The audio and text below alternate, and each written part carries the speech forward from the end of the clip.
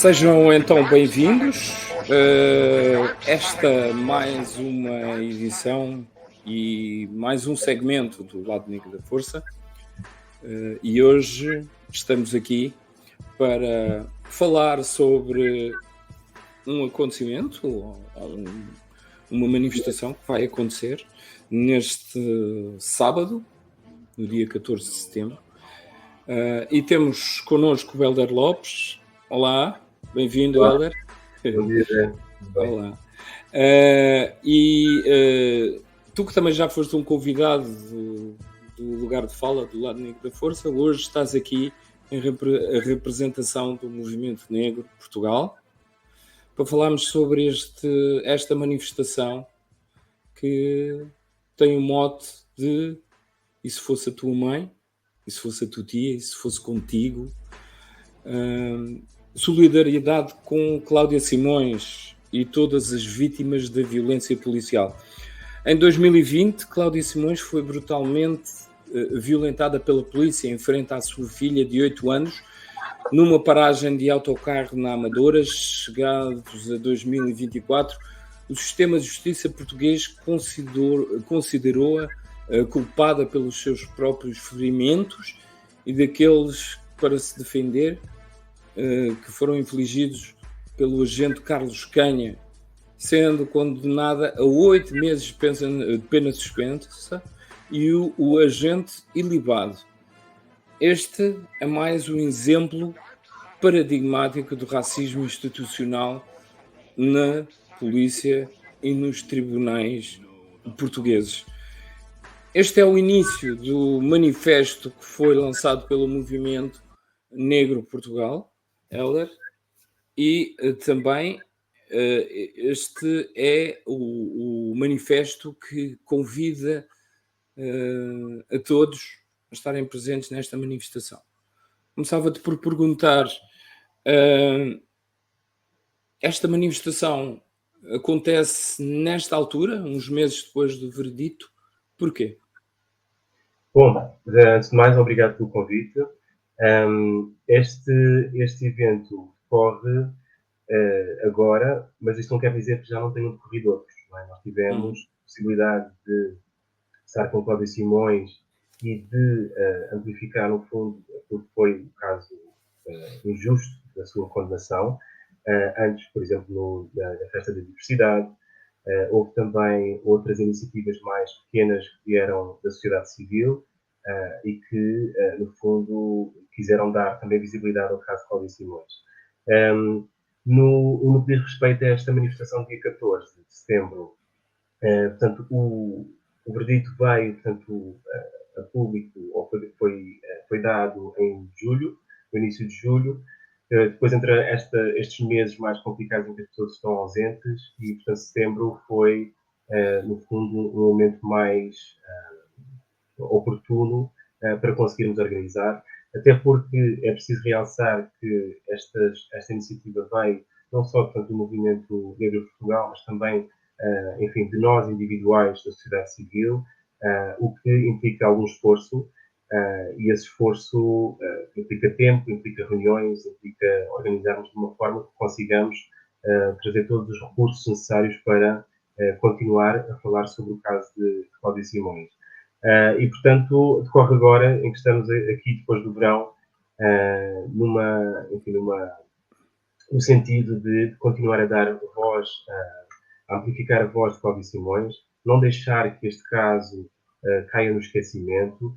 Portanto, eu acho que é pensar não só no facto de ser agora, mas também pensarmos naquilo que deverá ser daqui para a frente, não é? Até que se faça justiça e que Cláudia Simões consiga uma resposta que realmente vá ao encontro daquilo que foi a sua situação portanto, nós não só vamos estar neste dia 14 de setembro reunidas, mas também vamos continuar e queremos fazer esse esforço de continuar a falar do assunto até que se faça justiça.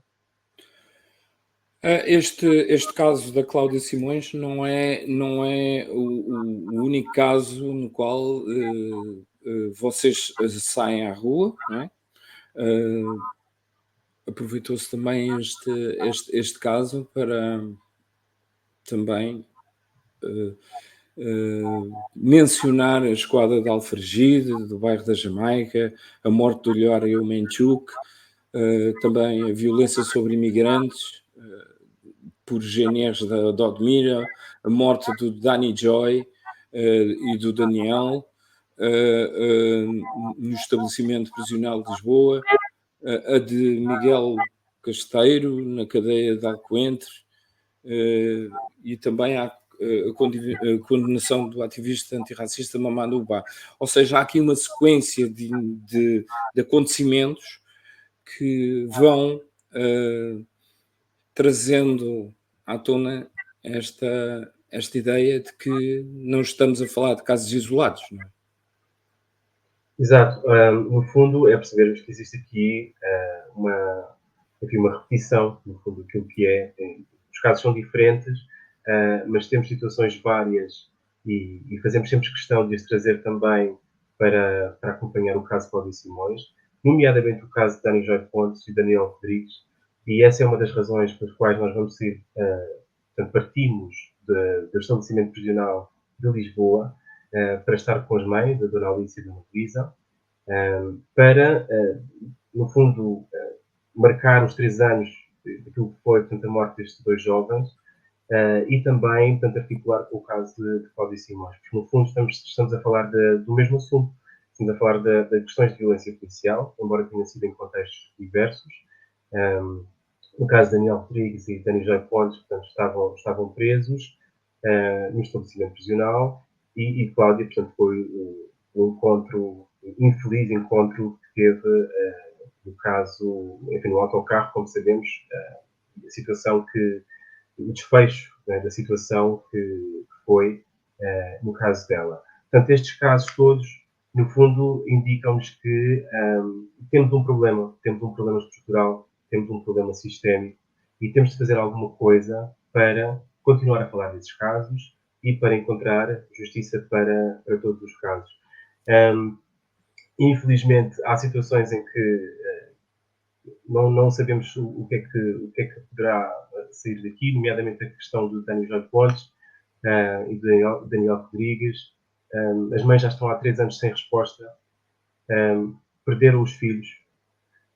Cláudia Simões está viva e nós estamos com ela. E, portanto, reconhecendo as diferenças destas situações, o que nós queremos é, no fundo, trazê-las à tona e trazê-las todas a público, continuar a falar delas para que as pessoas entendam que não são casos isolados, não é? Que são problemas estruturais que nós temos na nossa sociedade, na sociedade portuguesa, e que queremos fazer alguma coisa para que mude, porque isso afeta as nossas vidas, afeta a vida de Cláudia, afeta a vida da sua família, e o que nós queremos é que as pessoas sejam tratadas com dignidade e que, no caso de Daniel Rodrigues e Daniel Joy Pontes, que as mães tenham uma resposta relativamente ao que aconteceu e que haja responsabilidade por parte de quem cometeu estes crimes, porque até agora não sabemos de nada relativamente ao caso destes 2 jovens.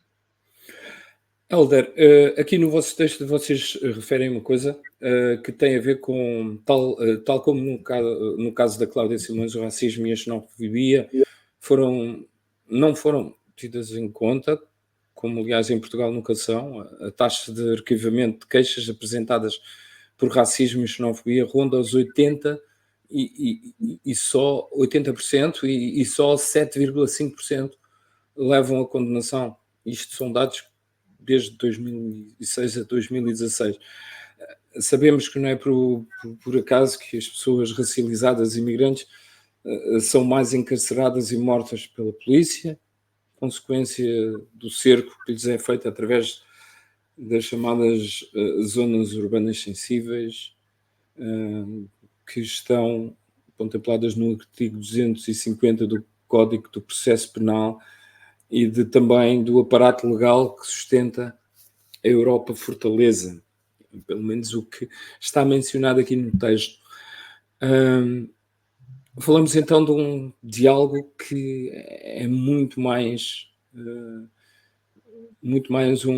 um processo no qual o Estado está envolvido e não só casos. Este caso da Cláudia Simões é um caso que ganhou algum mediatismo porque foi filmado, não é?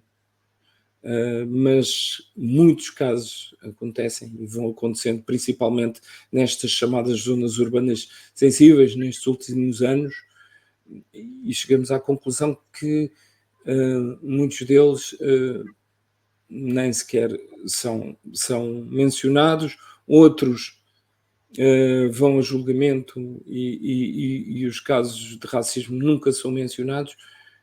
Qual é que é a tua visão sobre toda essa situação?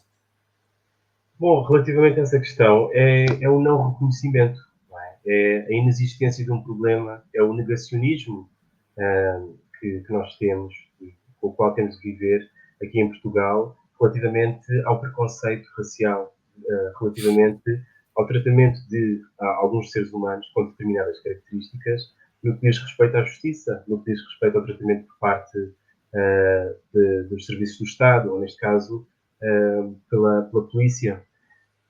Portanto, o que acontece aqui é sempre esse não falar do assunto, um assunto que para nós é inegável, porque partimos também da nossa experiência pessoal e sabemos perfeitamente o que significa ser tratado de forma diferente, ser tratado sem dignidade.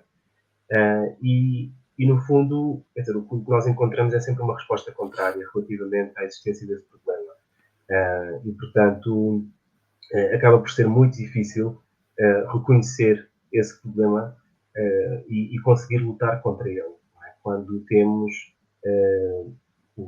órgãos de governo constantemente a dizerem-nos que esse problema não existe, quando temos manifestações de extrema-direita a dizerem-nos que esse problema não existe. Portanto, eu acho que a dignidade humana não tem valor e por isso é que continuamos sempre a lutar até que consigamos fazer alterações, mudanças significativas no que diz respeito ao tratamento dos seres humanos, de pessoas, estamos a falar de vidas de pessoas, no que diz respeito à sua condição, nomeadamente a condição da cor da pele, a sua condição enquanto migrante, e não nos deixamos ficar, porque a indignação é maior e eu acho que, como disse há pouco, o valor humano e a dignidade não têm valor e, portanto, vamos continuar a lutar. Tu falavas desta negação do racismo institucional e, a meu ver, existe aqui uma prova clara. Por exemplo, tivemos um diretor nacional da PSP, o ex-diretor nacional da PSP, Magina da Silva, que, a quando desta situação, dizia que o polícia estava a cumprir as suas obrigações. O próprio Sindicato Unificado da Polícia, de Segurança Pública, cuja liderança alegadamente tem algumas ligações à extrema-direita, insinuava nas redes sociais que a Cláudia Simões poderia ter transmitido doenças ao agente Carlos Canhas quando mordeu para se defender. E depois o líder do partido da extrema-direita, após a sentença condenatória, também haveria de continuar a capitalizar o caso, acicatando o ódio racial e xenófobo na própria polícia. Sabemos que Carlos Canha também é uma das pessoas que foi notificada naquela investigação de jornalistas, sendo uma pessoa que propaga o ódio nas redes sociais. E depois terminamos com uma sentença em que a juíza condena a Cláudia Simões e liba o agente, e tudo isto acontece sem que haja pelo menos a meu ver, não é? Uma comoção nacional,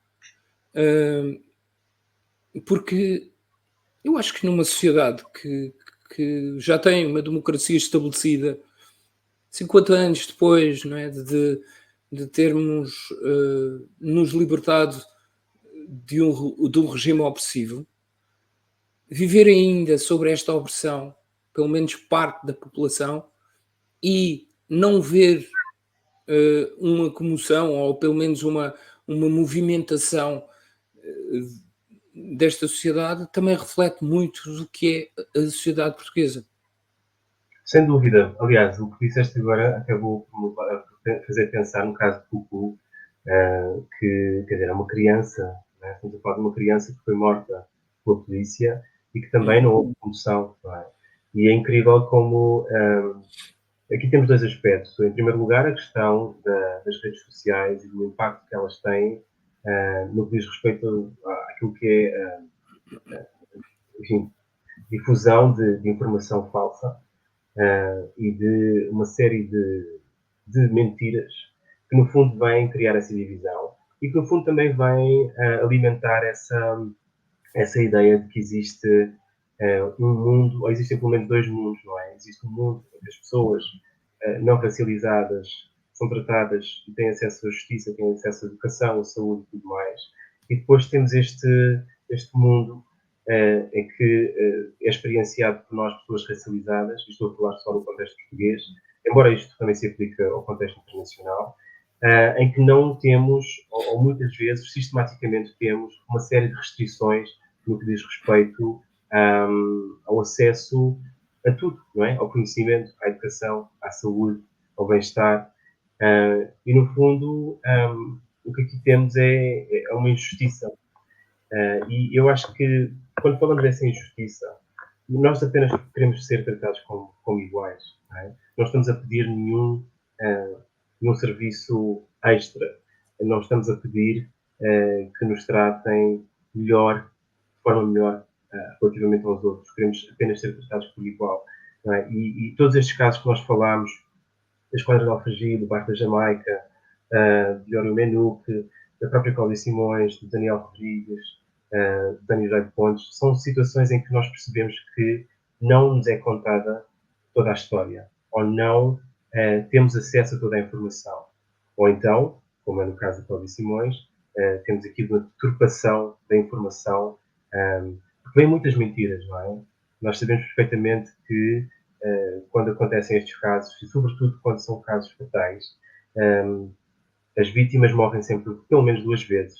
Elas morrem no sentido da perda da vida, mas também morrem quando, naquilo que é a comunicação social, acaba por se destruir muitas vezes a imagem dessas pessoas.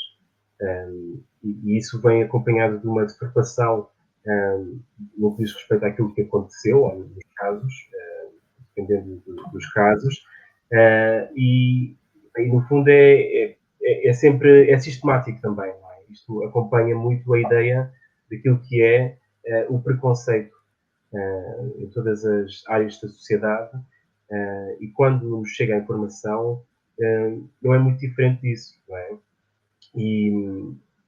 E isto está tão entranhado, e acho que também tem muito a ver com o que dizias inicialmente, o facto de termos saído de uma situação repressiva, não é? Em termos políticos, aquilo que foi o colonialismo português. Como vemos as pessoas negras, como vemos as pessoas brancas, o privilégio que umas têm, que outras não têm. Isto está tudo relacionado. E mesmo que nos tentem dizer que estas questões não são relevantes e que já se passaram 50 anos desde o fim da ditadura, o que nós percebemos é que continuamos a viver com todo esse legado e isso manifesta-se nestas diversas formas e nos casos sobre os quais estamos a falar agora. Olha, há aqui uma parte do texto também que fala sobre uma situação concreta durante este julgamento que tem a ver também com o polícia que agrediu a Cláudia Simões. Ele após agredir, ele haveria de levar para a esquadra e espancar dentro da esquadra, 2 outros homens negros.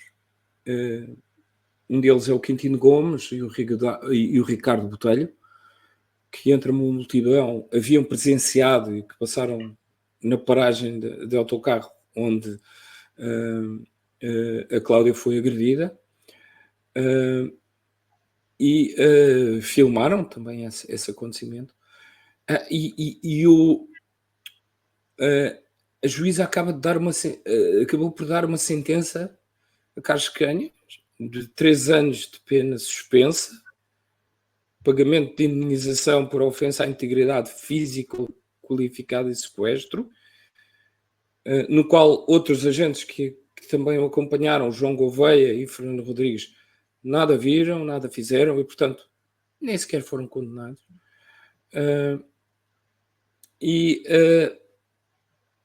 Fica aqui uma pergunta, não é? Porque é que estas pessoas, estes 2 indivíduos também negros, são agredidos, o agente é culpado por ter feito estas agressões, e depois, no caso da Cláudia Simões, que mostrava sinais visíveis de agressões bárbaras, nem sequer houve uma condenação, não é? Sim, Diz. sim, quer dizer, é incrível esse tratamento relativamente a Cláudia Simões e o facto de, enfim, eu acho que aqui, sobretudo, pesa a questão de 2 questões. Em primeiro lugar, o facto de se ter dito que Carlos Canha estava apenas a cumprir com a sua função, não é? E, portanto, aquilo que ele fez é aceitável aos olhos do tribunal. E depois a outra questão é o facto de ser mulher, que eu acho que aqui também pesa, como tu disseste, quer dizer, havia marcas visíveis e todos nós vimos, infelizmente, através do vídeo, que foi vítima, aliás, era a figura central desse acontecimento. E porquê é que, afinal, não houve nenhum tipo de condenação que estivesse diretamente relacionada com aquilo que ele fez a Cláudia Simões a nível físico e a nível moral, né, a sua integridade. Mas depois, quando se trata da questão de Quintino Gomes e Ricardo Botelho, a coisa é completamente diferente.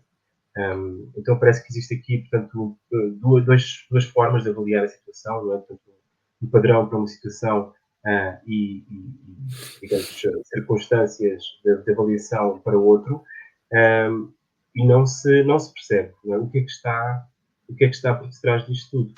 Porque é que acharam que Cláudia Simões, afinal, sendo figura central, não deveria ser reconhecida e compensada pelos maus tratos que foi vítima.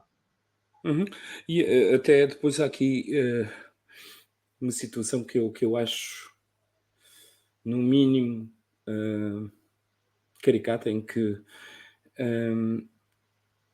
a própria juíza diz que deixaram assim estas declarações até eu acho que devem envergonhar a todos, como diz aqui no texto, que o agente, neste caso, as agressões que ele fez a estes 2 cidadãos, descomprimiu os nervos acumulados antes, durante a detenção de Cláudia Simões. Quer dizer, depois de haver marcas visíveis de agressão, depois de ainda agride mais 2 pessoas e a própria juíza relativiza esta situação como um ato de descompressão de um agente que supostamente nas suas funções tem que proteger os cidadãos, não tem que exercer violência, muito menos para descompressão. Durante as audiências do tribunal, ainda tivemos a situação de haver magistrados do Ministério Público que acusam a Cláudia Simões de ser uma pessoa arrogante, exagerada, impetuosa, não colaborante, exaltada, revoltada, possante. E há durante este julgamento mencionado por pessoas que lá estiveram, houve sempre toda uma atuação que visava muitas vezes humilhar a Cláudia Simões, muitas vezes teve que tirar a peruca, mostrar. Isto demonstra que há, sem dúvida, uma. É assim, eu não sou muito. Eu não gosto de seguir esta situação das teorias de conspiração, não sei o quê, mas em mim parece-me que existe uma ação conjunta de agredir e de humilhar alguém que já passou por uma situação de agressão bárbara. Não sei se também tens esta visão sobre a situação. Sem dúvidas é.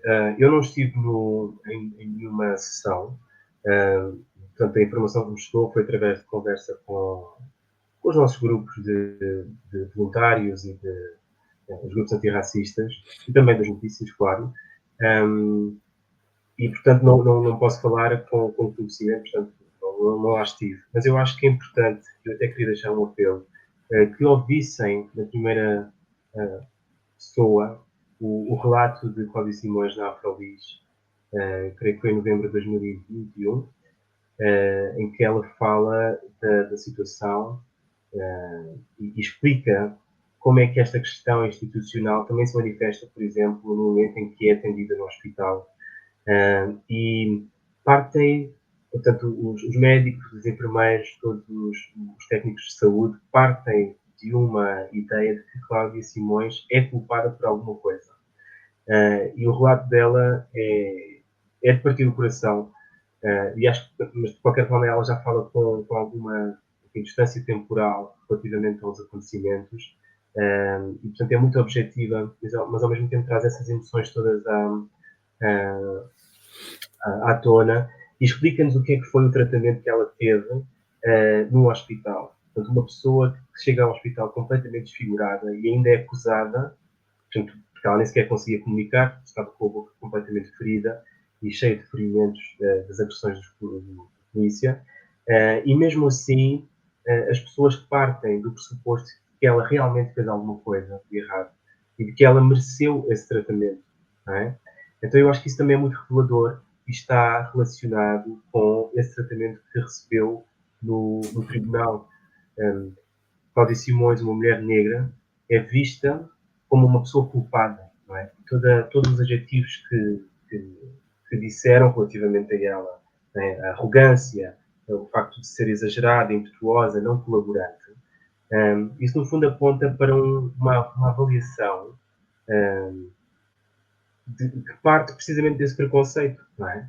E eu acho que isso foi muito visível precisamente no caso em que deste, que é a questão de ter mostrar constantemente o corpo cabeludo, de se expor a sua vulnerabilidade em tribunal, sem respeito, sem dignidade, e isso, de facto, nesse aspecto eu estou completamente de acordo contigo.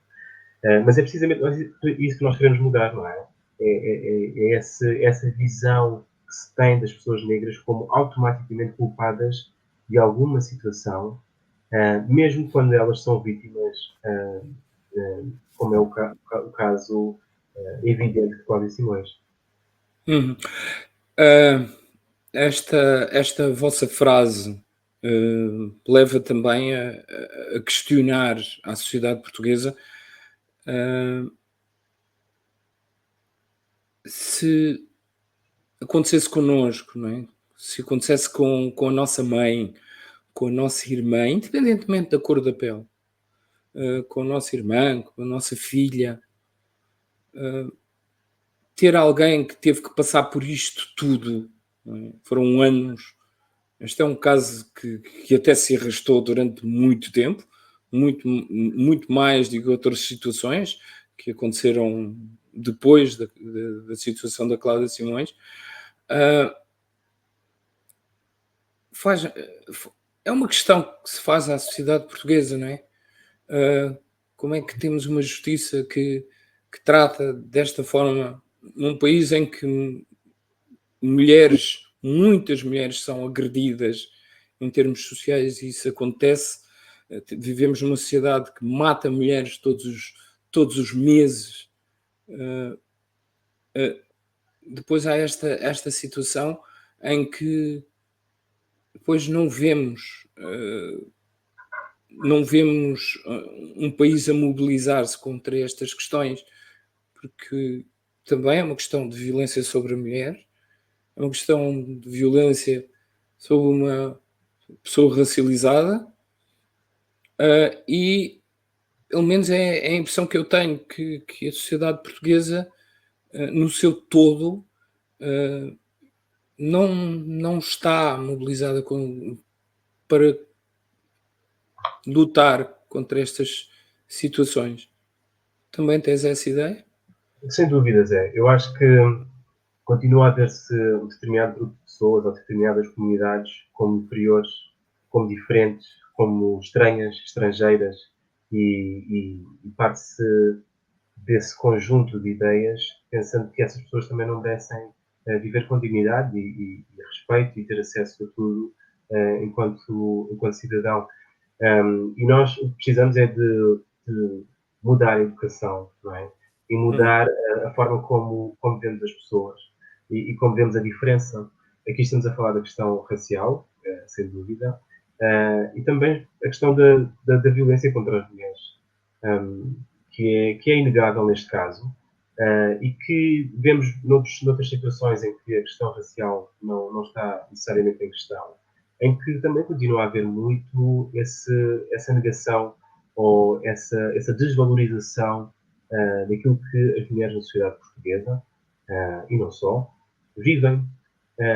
E não estamos preparados ainda, eu acho. Eu acho que tudo o que as mudanças elas vão acontecer, com certeza acontecer, vêm sobretudo da sociedade civil, vêm sobretudo dos movimentos sociais, mas o que nós precisamos é de um reconhecimento a nível governamental para que estas mudanças das quais estamos a falar ocorram.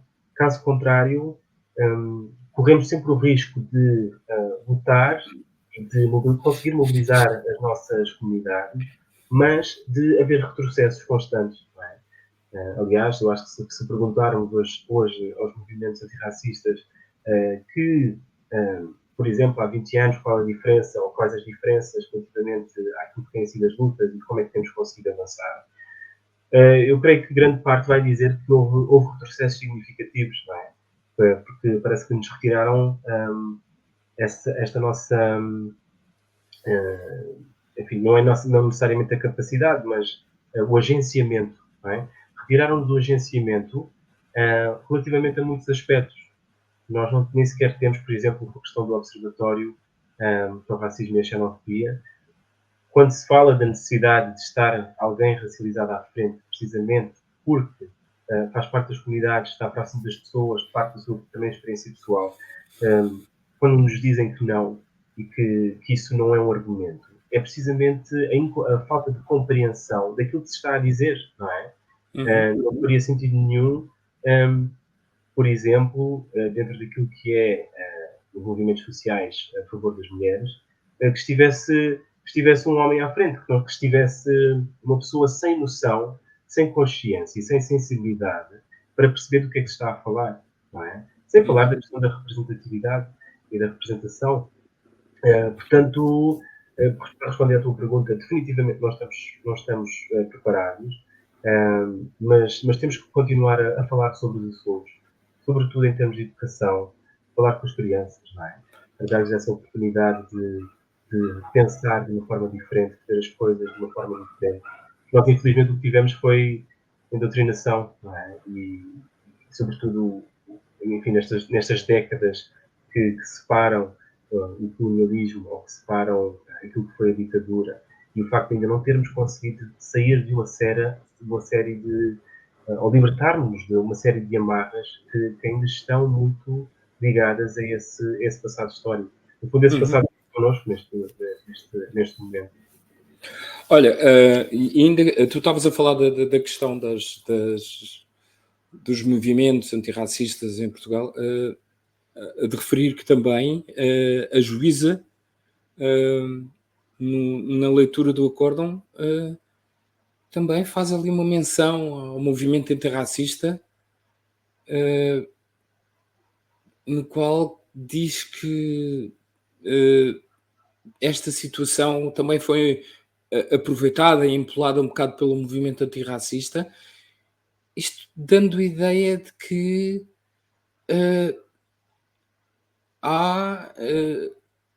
tenta-se aqui trazer a questão do racismo reverso, não é? Que é que as pessoas já têm uma atitude racista para com as autoridades e aproveitam-se desta situação. Algo que nos leva também a questionar, não é? Que tipo de agentes da justiça também temos, não é? Se estas pessoas têm uma formação que as permite também descodificar toda esta engrenagem do racismo, torna-se complicado quando temos pessoas em lugares como estes de tentar pelo menos elucidá-las sobre as questões do que é termos toda uma estrutura racista que não defende todos os cidadãos. Uhum. Sim, sem dúvida. Eu acho que nós temos em várias áreas da nossa sociedade pessoas que não têm noção alguma e não querem ter noção, não é? Porque eu acho que quando se parte de um ponto de ignorância no sentido de não saber, não ter consciência, não ter noção do que é que se está a passar, mas quando temos outras pessoas ou outros lados a dizerem-nos não, é isto que se está a passar, mas mesmo assim preferem negar, eu acho que aí também é uma escolha, não é? E esta questão de descontextualizar o racismo e falarmos em racismos reversos é precisamente não compreender, não é, que aquilo que se está a falar é do facto de termos ou não o poder de decisão e o facto de percebermos que se trata de uma questão que vem da instituição, que é a estrutura e que vai desprivilegiar ou retirar o privilégio a determinadas pessoas. Das duas, uma, ou as pessoas realmente preferem manter a ignorância, ou então é mais um mecanismo, mais um sistema de deturpar a informação, de fazer com que a opinião pública seja influenciada num determinado aspecto ou numa determinada direção. Porque para nós, obviamente, essa questão do racismo reverso não faz sentido nenhum e portanto, não tem razão de ser. E a forma como eu vejo é apenas mais uma estratégia para se manter as coisas como elas estão e de não se falar dos problemas que estamos a trazer para a mesa e de não se mudar, não é? Não se fazer alterações significativas para que possamos lutar contra estes problemas estruturais que são o preconceito racial e a questão da violência contra as mulheres, como temos vindo a conversar aqui hoje. Uhum. Olha, Hélder, eu neste fim de semana estive presente na Festa do Avante, principalmente porque queria assistir ao concerto de uma artista que eu admiro muito e que tem um posicionamento, é uma cantora brasileira, a Bia Ferreira, que tem tido também uma postura interventiva e particularmente também neste caso, ela já tem esta posição de artivista, como ela diz, no Brasil e também como um artista que vem muitas vezes a Portugal, ela assumiu esta posição. Se calhar dando moto a outros artistas portugueses também a chegarem-se à frente, e nós sabemos que o Dino Santiago também esteve presente neste concerto da Bia, também tem tido esta postura, mas eu queria aproveitar, antes de nós terminarmos esta conversa curta, para deixar aqui umas imagens que foram retiradas durante o concerto que, para mim, parecem e são, sem dúvida, muito, muito, muito fortes e acho que devemos terminar esta nossa conversa exatamente com estas imagens.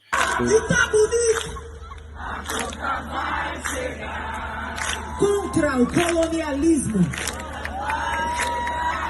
contra o racismo, contra a xenofobia, contra a violência contra imigrantes,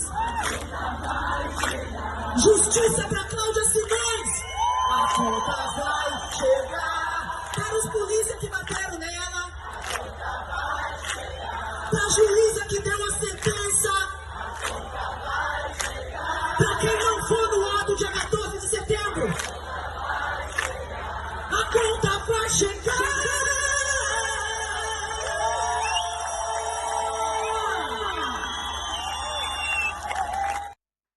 Certamente o que nós queremos somente é que a conta chegue e que haja alguém que pague esta conta, porque não podemos viver num país que se diz democrático sem justiça. E a justiça tem que ser para todos. Hélder, mais uma vez eu deixava aqui então que tu pudesses deixar aqui o apelo para este sábado.